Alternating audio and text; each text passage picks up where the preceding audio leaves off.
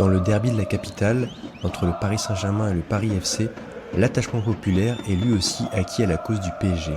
En tout cas pour le moment.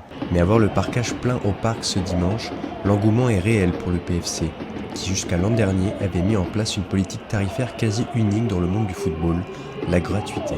Pour autant, ce parcage n'avait pas la même ferveur que d'habitude.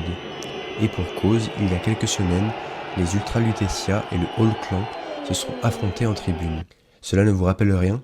La mort d'un des leurs a attisé toutes les colères. Ce décès est un tournant dans leur histoire tumultueuse.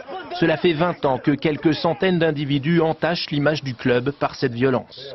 Face à la presse, le président du PSG reconnaît, comme ses prédécesseurs, son impuissance. Si les désaccords ne sont pas une nouveauté dans le milieu ultra, même entre groupes d'un même club, à Paris, l'histoire a déjà été tragique. Une affaire qu'il faudra surveiller, d'autant plus que d'anciens du parc se sont sans doute retrouvés à supporter le PFC après le plan Le Prou en 2010. Et à voir le parcage sauter sur un qui ne saute pas est marseillais, l'animosité entre les deux clubs ne pointe pour le moment pas le bout de son nez. Même topo chez les dirigeants.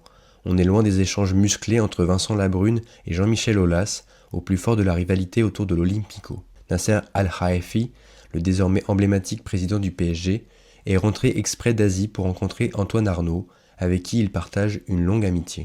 Et si l'amitié peut encore durer, le derby de Paris débute seulement. Si les deux équipes se retrouveront ce lundi en 16e de coupe pour un affrontement qui pourrait être historique, surtout en cas de défaite du PSG, le PFC doit assurer son maintien en Ligue 1 afin de pérenniser ce rendez-vous.